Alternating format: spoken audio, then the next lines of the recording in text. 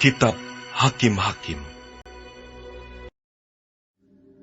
Adapun Abimelek bin Yerubbaal pergi ke Sikem kepada saudara-saudara ibunya dan berkata kepada mereka dan kepada seluruh kaum dari pihak keluarga ibunya, "Tolong katakan kepada seluruh warga kota Sikem, manakah yang lebih baik bagimu? 70 orang memerintah kamu, yaitu semua anak Yerubbaal, atau 1 orang? Dan ingat juga bahwa aku darah dagingmu." Lalu saudara-saudara ibunya mengatakan hal ihwalnya kepada seluruh warga kota Sikem. Maka condonglah hati orang-orang itu untuk mengikuti Abimelek. Sebab kata mereka, "Memang ia saudara kita." Sesudah itu mereka memberikan kepadanya 70 uang perak dari kuil Baal Berit. Lalu Abimelek memberikan perak itu sebagai upah kepada petualang-petualang dan orang-orang nekat supaya mengikuti dia. Ia pergi ke rumah ayahnya di Ofra, lalu membunuh saudara-saudaranya, anak-anak Yerubbaal 70 orang di atas satu batu.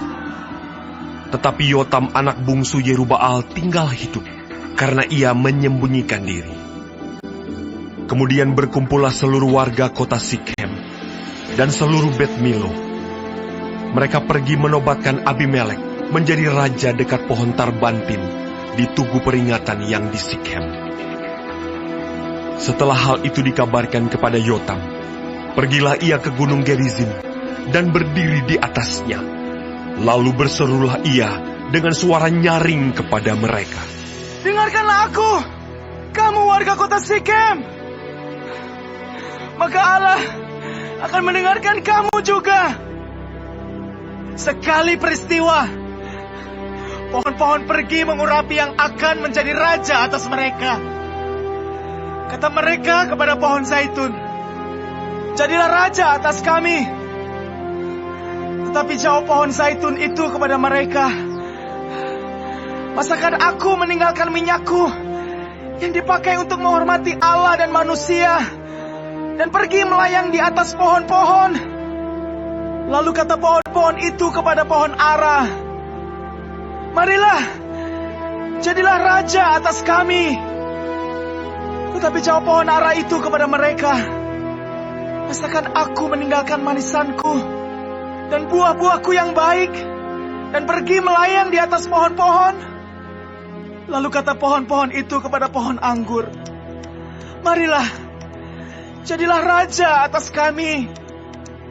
Tetapi jawab pohon anggur itu kepada mereka, 'Masakan aku meninggalkan air buah anggurku yang menyukakan hati Allah dan manusia, dan pergi melayang di atas pohon-pohon?'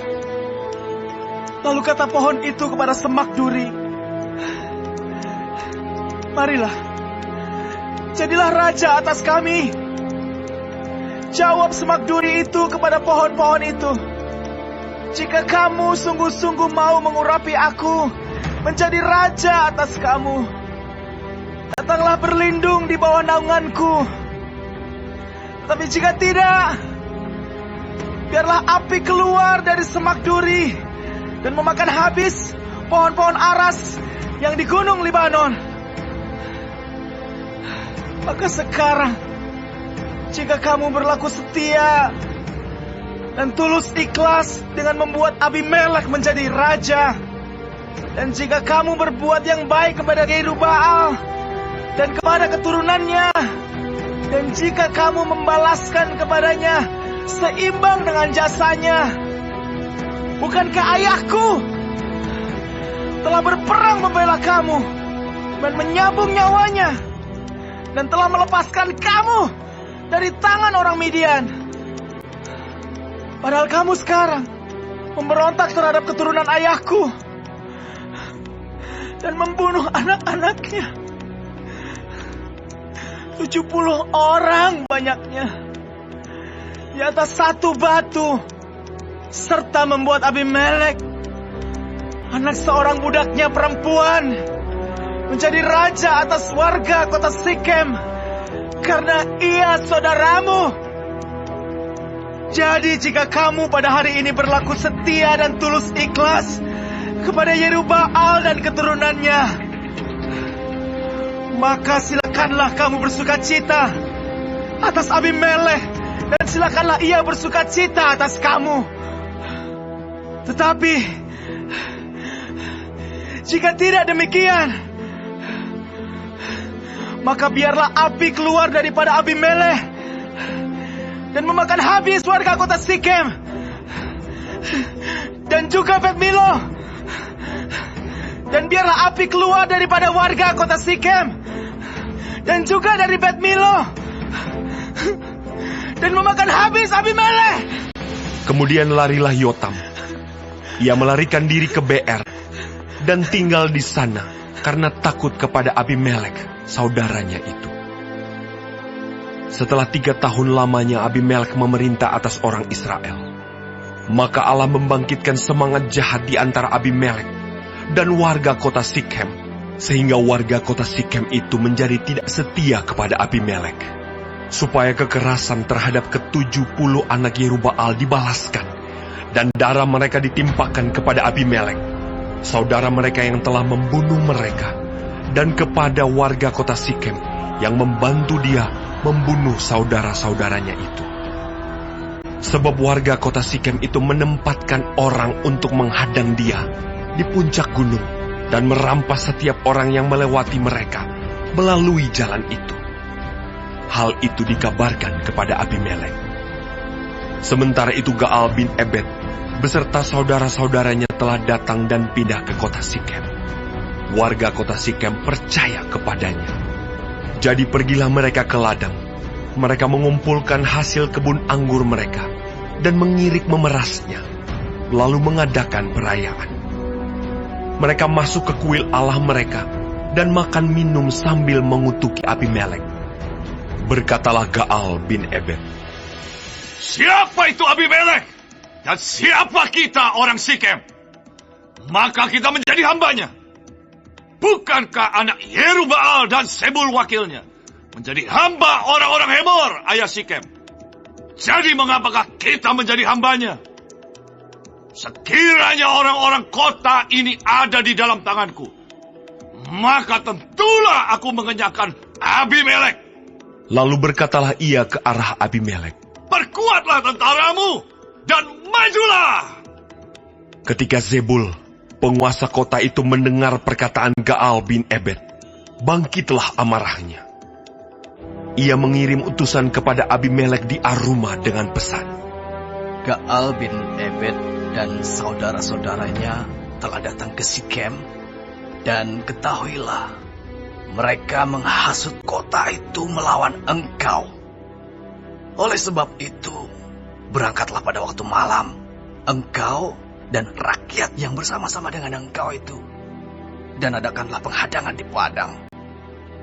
Esoknya pagi-pagi, pada waktu matahari terbit, haruslah engkau menyerbu kota itu. Dan jika ia dan orang-orangnya keluar melawan engkau, maka engkau dapat berbuat kepadanya sesuai dengan keadaan yang engkau dapati. Sebab itu berangkatlah Abimelek pada waktu malam beserta segala rakyat yang bersama-sama dengan dia. Lalu mereka mengadakan penghadangan dalam 4 pasukan untuk melawan Sikem. Ketika Gaal bin Ebed pergi keluar dan berdiri di depan pintu gerbang kota itu, Abimelek kebetulan bangun dari tempat penghadangannya beserta rakyat yang bersama-sama dengan dia. Ketika Gaal melihat rakyat itu, berkatalah ia kepada Zebul, Lihat, ada orang banyak turun dari puncak gunung. Jawab Zebul kepadanya, Itu bayang-bayang gunung yang kau sangka manusia. Kata Gaal sekali lagi, Lihat, ada orang banyak turun dari gunung pusat tanah. Dan satu kelompok datang dari jalur pautan Banding Peramal. Jawab Zebul kepadanya, Di manakah mulutmu itu yang mengatakan, siapa itu Abimelek? Maka kita menjadi hambanya. Bukankah ini orang-orang yang telah kau hina itu? Majulah sekarang untuk memerangi mereka. Maka majulah Gaal dengan dipandangi oleh warga kota Sikem, lalu berperang melawan Abimelek. Tetapi Abimelek mengejar dia dan ia melarikan diri dari depannya. Dan banyaklah orang tewas sampai di depan pintu gerbang. Adapun Abimelek tinggal di Arumah, tetapi Zebul mengusir Gaal dan saudara-saudaranya, sehingga mereka ini tidak dapat tinggal di Sikem. Keesokan harinya orang-orang kota itu pergi ke ladang. Setelah hal ini dikabarkan kepada Abimelek, dibawanyalah rakyatnya, dibaginya dalam 3 pasukan. Lalu mereka mengadakan penghadangan di padang. Ketika dilihatnya bahwa orang-orang kota itu keluar dari dalam kota, bangunlah ia menyerang mereka serta menewaskan mereka. Abimelek dan pasukan yang bersama-sama dengan dia menyerbu dan menduduki pintu gerbang kota, sedang kedua pasukan lain itu menyerbu dan menewaskan semua orang yang ada di padang. Sehari-harian itu Abimelek berperang melawan kota itu. Ia merebut kota itu dan membunuh orang-orang yang di dalamnya. Kemudian dirobohkannya kota itu dan ditaburinya dengan garam. Mendengar itu, masuklah seluruh warga kota menara Sikem ke dalam liang di bawah kuil El-Berit. Dikabarkanlah kepada Abimelek bahwa seluruh warga kota menara Sikem telah berhimpun di sana. Lalu Abimelek dan seluruh rakyat yang bersama-sama dengan dia naik ke Gunung Zalmon. Abimelek mengambil kapak, lalu memotong dahan-dahan kayu, mengangkatnya dan meletakkannya ke atas bahunya sambil berkata kepada rakyatnya yang bersama-sama dengan dia, Turutilah dengan segera perbuatanku yang kamu lihat ini. Kemudian rakyat itu juga masing-masing memotong dahan-dahan, lalu mengikuti Abimelek, meletakkan dahan-dahan itu di atas liang, dan membakar liang itu di atas kepala orang-orang itu. Demikianlah semua penduduk kota menara Sikem juga mati, kira-kira 1.000 orang laki-laki dan perempuan. Selanjutnya Abimelek pergi ke Tebes. Ia mengepung Tebes, lalu merebutnya. Tetapi ada sebuah menara yang kuat di tengah-tengah kota, dan semua laki-laki dan perempuan, seluruh warga kota itu, melarikan diri ke situ. Mereka menutup pintu di belakangnya dan naik ke atas sotoh menara itu. Lalu sampailah Abimelek ke menara itu, menyerangnya dan dapat menerobos sampai ke pintu menara itu untuk membakarnya. Tetapi seorang perempuan menimpakan sebuah batu kilangan kepada kepala Abimelek dan memecahkan batu kepalanya. Dengan segera dipanggilnya bujang pembawa senjatanya dan berkata kepadanya, Unuslah pedangmu dan bunuhlah aku, supaya jangan orang berkata tentang aku, seorang perempuan membunuh dia. Lalu bujangnya itu menikam dia sehingga mati.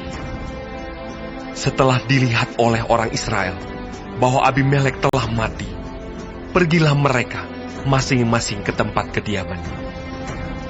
Demikianlah Allah membalaskan kejahatan yang dilakukan oleh Abimelek kepada ayahnya, yaitu pembunuhan atas ke-70 saudaranya. Juga segala kejahatan orang-orang Sikem ditimpakan kembali oleh Allah kepada kepala mereka sendiri. Demikianlah kutuk Yotam bin Yerubbaal mengenai mereka.